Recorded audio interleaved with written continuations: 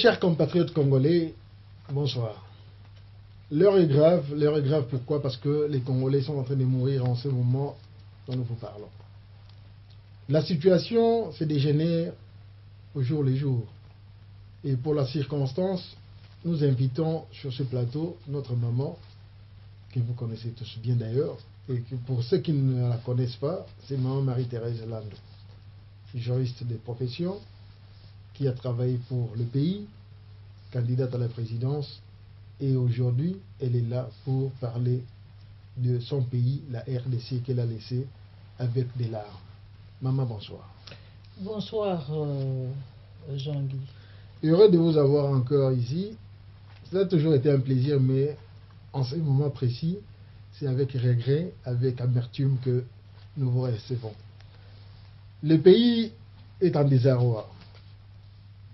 Qu'est-ce que vous savez de la situation actuelle du pays, si les enfants du pays qui vous écoutent et qui vous suivent pourraient apprendre quelque chose de vous, de votre propre bouche?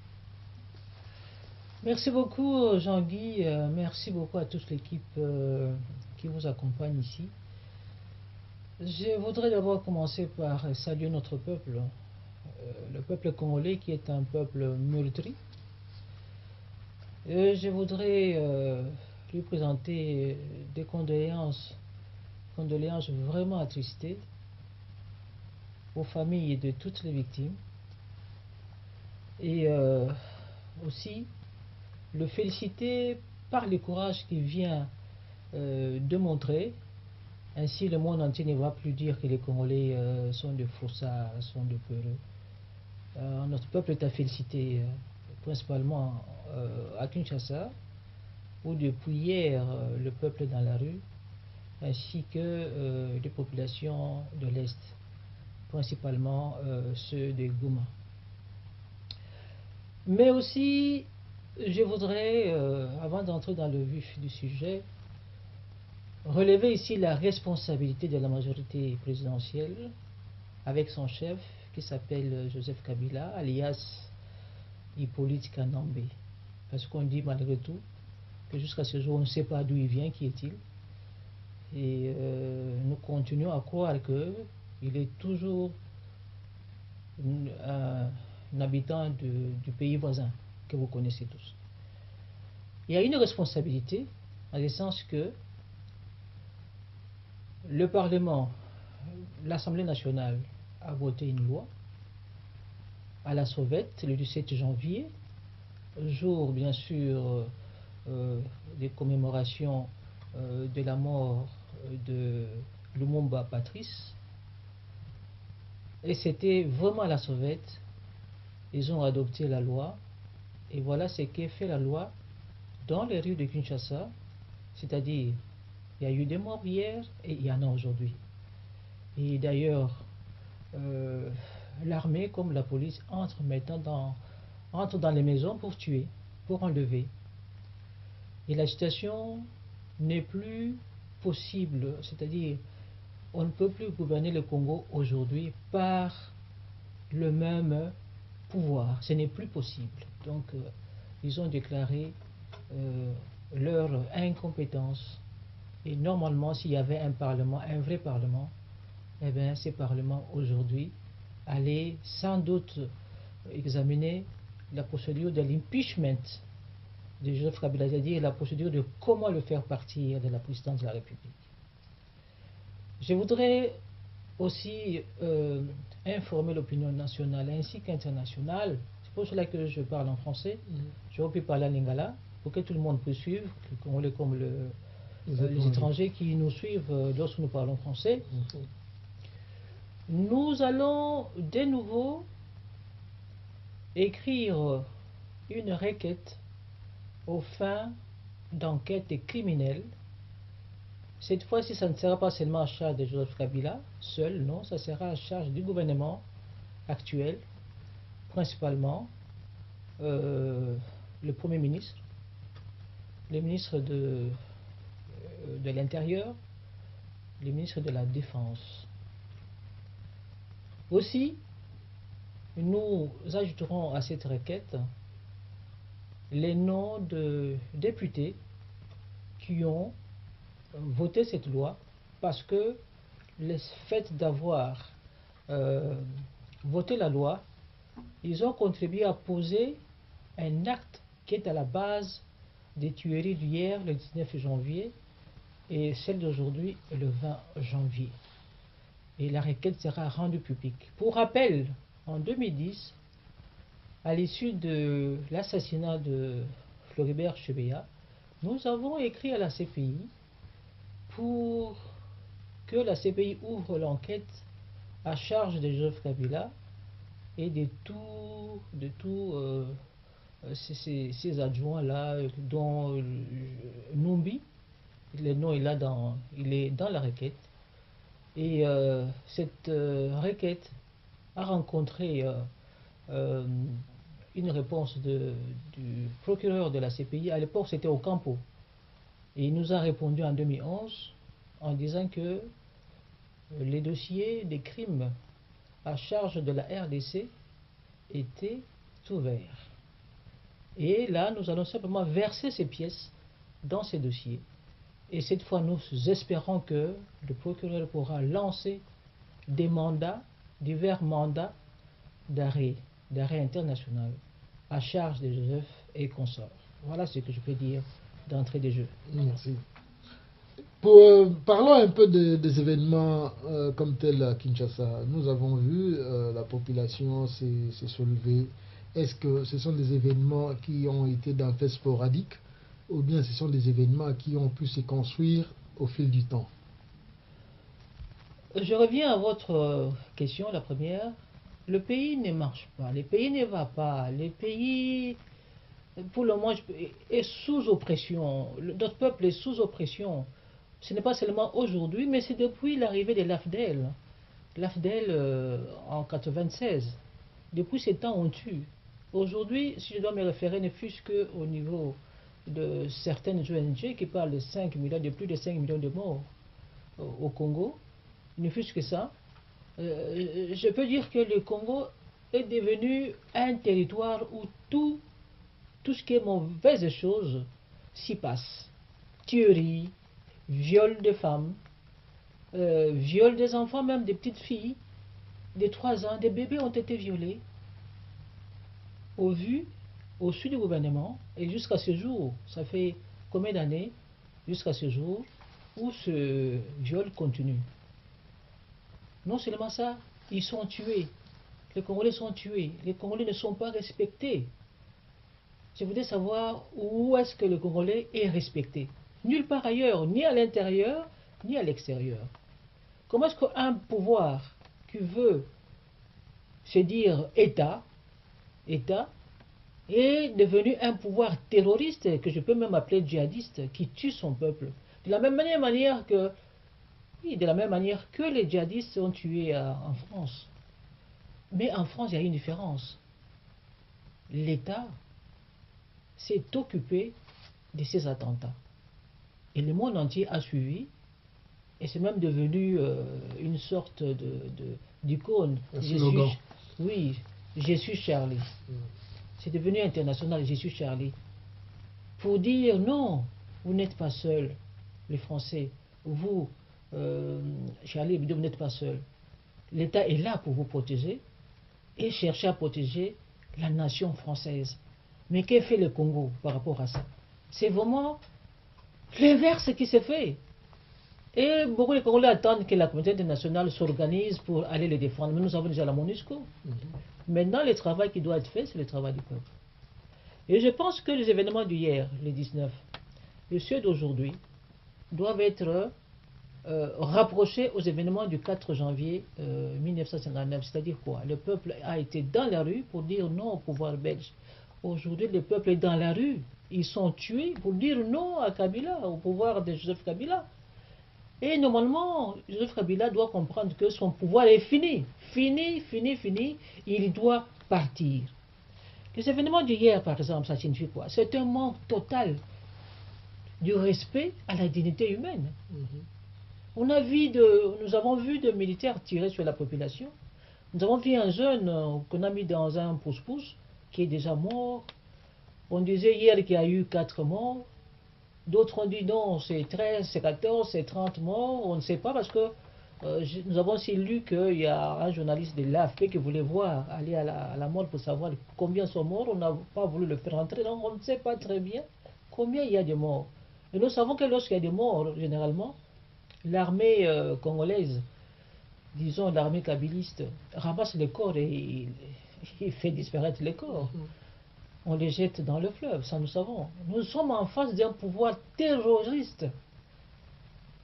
Et nous devrons aussi écrire au Conseil de sécurité en tant que peuple. Et nous allons déposer ces courriers devant le bureau du Conseil de sécurité pour dire il faut vraiment que le Conseil de sécurité aide le peuple congolais à mettre fin au régime de Kabila et organiser une transition. Une transition qui normalement devait s'appuyer bien sûr sur certains textes, dont par exemple le texte produit par la CNS, qui a pu à l'époque, et c'est encore le cas aujourd'hui je pense, qui a pu concilier tout le monde. Ils ont produit un projet de constitution, un projet d'acte constitutionnel qui devrait gérer la transition.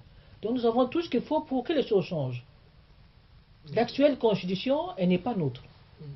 C'est la constitution des envahisseurs. Nous ne devons pas oublier que M. Kabila Joseph est venu dans les valises de Laurent Désiré Kabila. Et c'est le 13 mars 1997 que James Kabaré va le présenter à Kisangani comme étant le fils de Laurent Désiré Kabila. Et il ne pouvait pas dire non, puisqu'il s'appelait avant Hippolyte Kanambe. Et ce jour-là, on a dit voilà, il s'appelle Joseph Kabila, pour que les Congolais adhèrent au projet de l'AFDL qui était un projet des forces étrangères. Et la suite, nous la connaissons. Alors, pour ce qui s'est passé, je voudrais... Je voudrais aussi ajouter ceci, que lorsqu'un peuple est opprimé, même s'il mange, il va arriver jusqu'à se révolter. Nous avons vu ça sous la colonisation belge. Qu'est-ce qu'on manquait? La santé était bonne, on mangeait bien, les routes étaient bonnes et tout cela, il y a eu un progrès matériel, il y en a eu. Mais nous avons dit non à la colonisation belge. Les Belges sont partis. Et jusqu'à aujourd'hui, il n'y a pas encore un gouvernement qui a fait autant que le gouvernement belge, à ce que je sache. Si ce n'est pas vrai, je voudrais bien qu'on me dise le contraire. Okay. En ces jours exactement, ou en ces jours précis, disons, où il y a des crimes, il y a des meurtres, il y a tout, il y a eu un débat justement à propos de ces changements ou des projets de loi qui pourraient y pousser. La RDC a accepté l'extension du mandat de Joseph Kabila. Qu'est-ce que vous pourriez nous dire de ces débats et en quoi il en découle? Est-ce qu'il était nécessaire que ces débats tiennent en ces jours précis? Mais non, mais ces débats conduisent à quoi? C'est même pas, maintenant ce n'est plus un problème de débat. Il n'y a plus de débat. Il y a eu la loi déjà adoptée à l'Assemblée nationale et nous connaissons les conséquences. Les Congolais sont tués. Il y a des morts, il y a des blessés. Non. Le débat est sans objet aujourd'hui. Maintenant, nous sommes à un autre niveau. Puisqu'il y a eu des morts, il y a eu des blessés, le pays est paralysé depuis le 19 janvier, depuis hier et aujourd'hui. Maintenant, par rapport à ça, qu'est-ce qu'il faut faire? Ils ont sorti l'armée aujourd'hui, l'armée a tiré à bout portant et sans sommation. Les enfants n'ont pas été à l'école, ils sont rentrés chez eux. Les marchés sont fermés. Dans les rues, les enfants ont continué à brûler les pneus. C'est que ça ne va pas. Il faut autre chose. Nous devrons arriver à faire autre chose. Les actuels, les gouvernants doivent savoir qu'ils ne peuvent plus continuer à gouverner le pays, non seulement par défi, mais maintenant c'est par la force des armes. Mais aucun peuple sur la terre, même face à aux armes militaires, le peuple, lorsqu'il est décidé, lorsqu'il est opprimé, il y a une force extraordinaire qui habite ce peuple-là pour dire non et aller jusqu'au bout. Le peuple congolais ira jusqu'au bout et Kabila ne sera plus là. Mais la difficulté pour Kabila, si demain il tombe, il va aller où? Où est son village? On ne sait pas si on va vraiment le retrouver. Mais que les Congolais qui sont avec lui, qu'ils sachent. Les collaborateurs de Joseph Kabila doivent savoir qu'ils seront poursuivis, comme je l'ai dit tout à l'heure. Leurs noms seront cités, nommément, parce qu'ils ont mené le pays vers une catastrophe.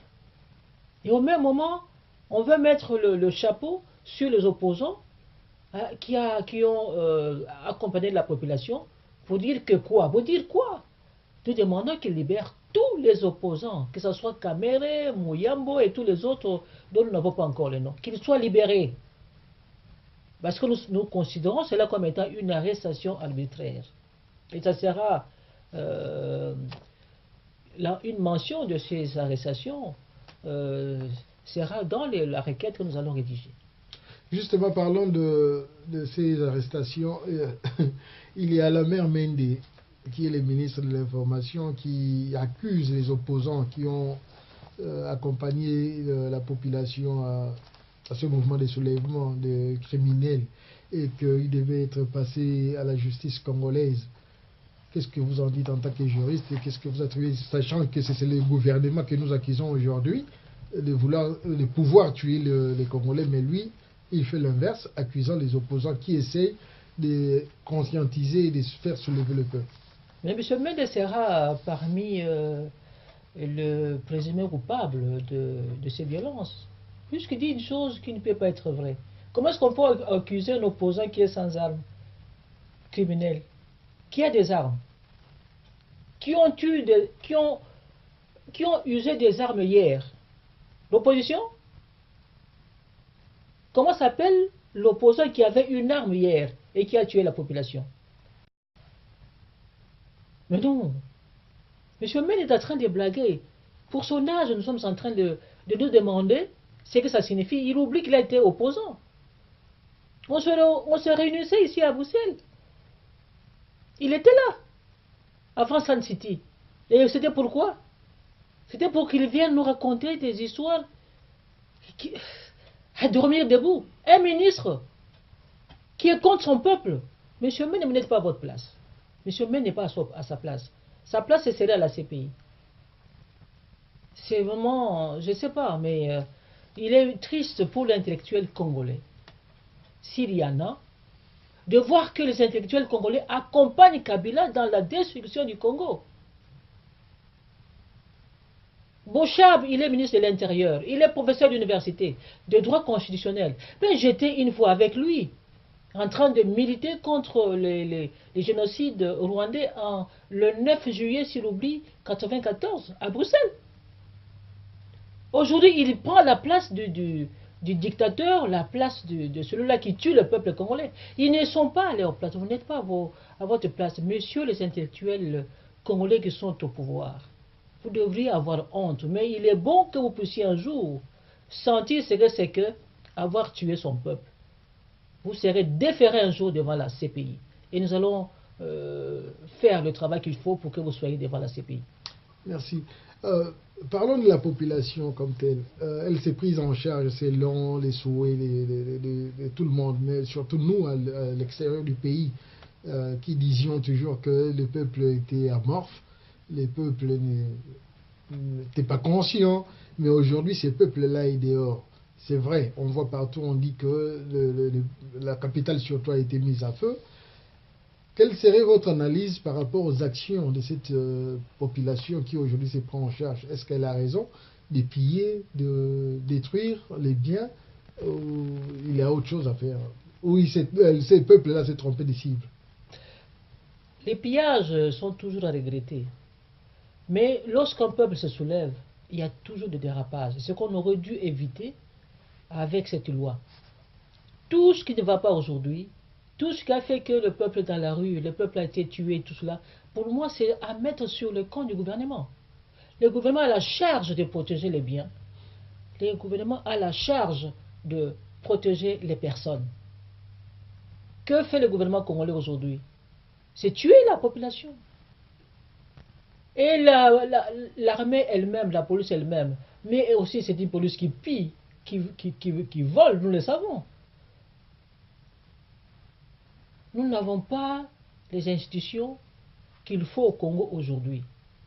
Même si il est dit que les institutions sont ce que sont leurs animateurs. Mais nous n'avons pas d'animateur qu'il faut pour gérer ces pays-là aujourd'hui. C'est pour cela que je fais appel au Conseil de sécurité de se pencher sur le cas du Congo.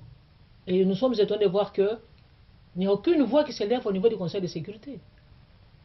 Des choses graves se passent au Congo, autant que les choses se sont passées en Syrie ou ailleurs. Le Conseil de sécurité ne prend pas ses responsabilités. Mais nous écrirons pour que le Conseil de sécurité réagisse. Et ce que nous demandons, c'est la mise. Il doit mettre fin, nous aider, nous les Congolais, à mettre fin au pouvoir de M. Kabila. Par tous les moyens, il en a les moyens. Il y a la MONUSCO. La MONUSCO peut être chargée, aujourd'hui, d'assurer une plus grande sécurité pour le Congo. Parce que nous avons une armée qui tue le pays, qui tue le Congo. Le peuple congolais n'a pas confiance en l'armée congolaise. C'est une grande difficulté. Mais la MONUSCO a tout ce qu'il faut pour assurer la sécurité à Kinshasa. C'est un tout petit territoire.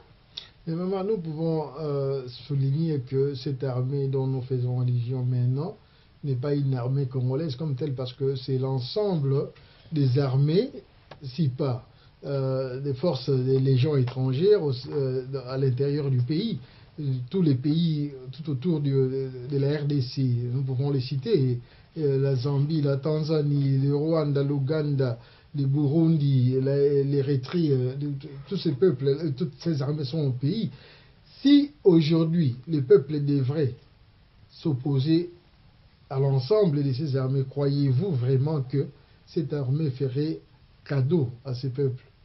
Non, puisque je sais même que je crois que j'avais dit ça en 2011, que l'armée qui tuait à Kinshasa, si vous voyez les images, ce ne sont pas des Congolais qui tuaient, c'était des Ougandais.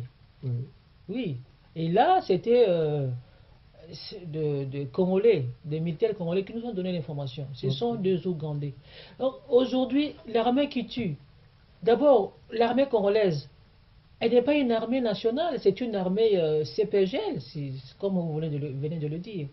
Et le Congolais, de père et de mère, la plupart ont été désarmés.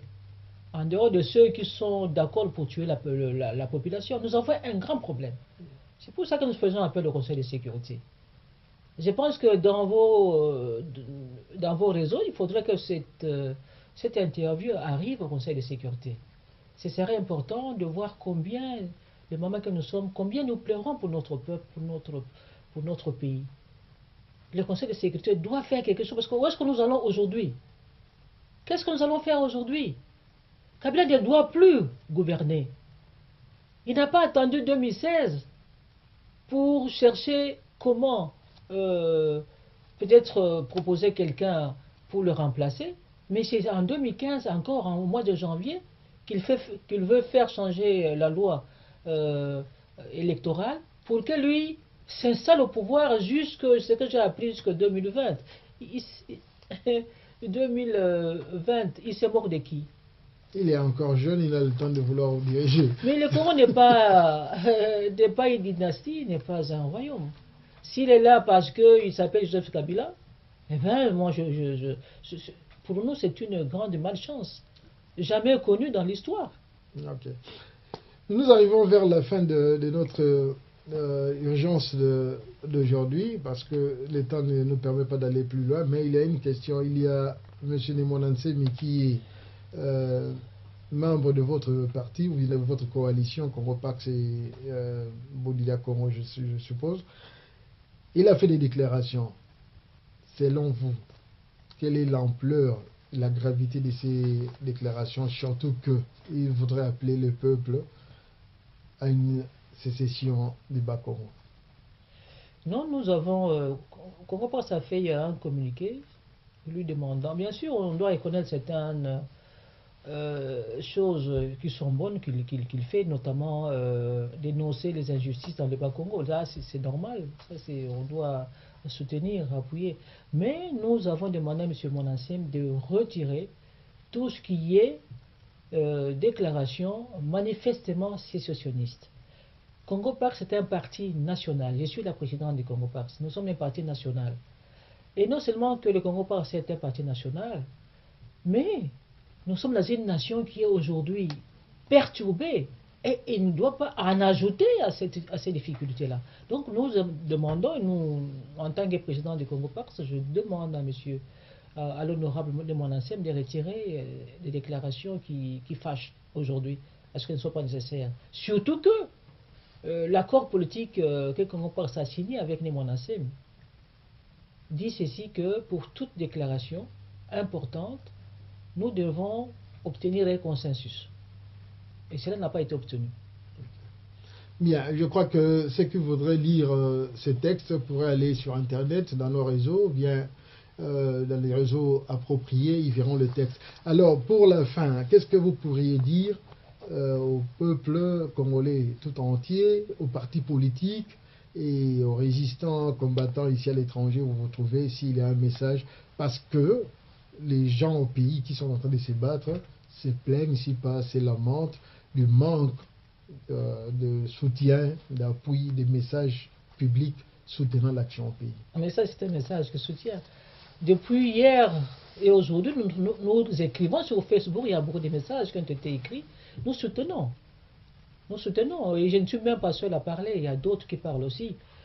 Pour la diaspora, je pense que nous devons absolument nous organiser autrement. Parler d'une seule voix, avoir même un porte-parole. Nous devons arriver à cela. Parce que lorsque nous avons un porte-parole, nous savons que tout ce que nous voulons, tout ce qui doit être dit, sera dit. Parce qu'il y a un porte-parole. Pour le message aux opposants, à la population, moi je pense qu'aujourd'hui, aux partis politiques, nous ne devons plus faire la politique des partis. Nous devrions faire la politique du peuple congolais, des populations congolaises. Parce que ceux qui sont dans les rues, je pense que la plupart qui sont tués, ce ne sont même pas des membres de partis politiques. Ce sont des jeunes, on les voit jeunes, mais ils ont été tués. Donc nous allons faire la politique des partis, du peuple, des populations, que les partis soutiennent le peuple. Parce que demain, nous devons arriver, non pas à faire comme hier, donc on devient chef de l'État pour tuer encore. Non, demain, le chef de l'État, le gouvernement, ce sera des institutions qui seront là pour nous protéger. Pendant le cas de la France, c'était un bel exemple. Des attentats en France. Le président de la République s'élève, le gouvernement s'élève, le Premier ministre s'élève, le département s'élève, et tout le monde s'élève, et la population s'élève. Pour la première fois dans l'histoire de la France, où ils ont rassemblé le 11 janvier, quand ils ont marché, plus de 3 700 000 personnes qui ont marché à travers la France. Et ça, c'est vraiment extraordinaire. Donc, nous devons faire la politique de notre peuple, et nous invitons notre peuple, donc tout le monde dedans, partis politiques, société civile, donc nous l'invitons à continuer à prouver que c'est lui le peuple, c'est lui qui donne le pouvoir et pas l'inverse. Alors, le fait que le pouvoir de Kinshasa tue le peuple, ce pouvoir ne vient pas du peuple. La preuve, elle est là. Si ce pouvoir était venu du peuple, il allait chercher à dialoguer. Comme il ne vient pas du peuple, c'est un pouvoir terroriste. Ce sont des envahisseurs depuis la FDL en 1996. Donc le Rwanda, l'Ouganda, Burundi, des forces étrangères sont là et leurs représentants, c'est Kabila Joseph. Et il doit partir, le peuple congolais doit aller jusqu'au bout. Jusqu'au bout, cette année, les choses doivent changer, nous soutenons. Okay. Et il doit reprendre son destin en main. C'est ça ce que ça signifie. Merci beaucoup. Je vous remercie. Merci Maman Landou, Marie-Thérèse Landou pour être précis. Merci à vous qui aviez suivi. Merci à l'équipe technique. Je crois que ceci a été vraiment une urgence pour nous, mais nous promettons de revenir avec Maman en long et en large dans les jours qui viendront parce que la situation nous demande et nous impose même à revenir avec Maman. Nous vous remercions et vous retrouvons dans les prochains jours ou les prochaines heures. Merci. Jean-Guy Kikamba au micro et Charles Munga à la caméra. Bye bye.